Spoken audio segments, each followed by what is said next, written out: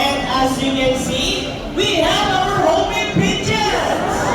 Homing pigeons has an innate homing ability, meaning they will generally return to its nest and mate. A round of applause for our raptors and our homing pigeons.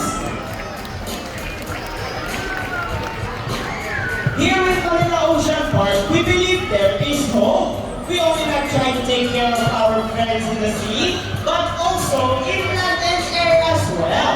Now guys, who knows the three R's? It's reduce, and recycle. Very good. So here comes our lovely birds once again, and they will show us the proper waste disposal. Hello guys!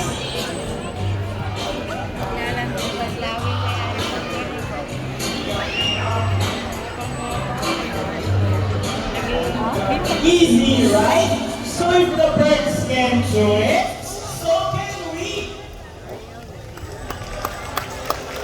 Ladies and gentlemen, we hope you enjoyed our show. Are the birds spectacular?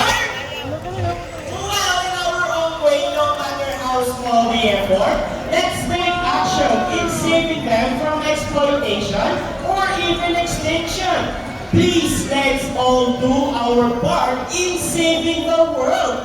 Because remember,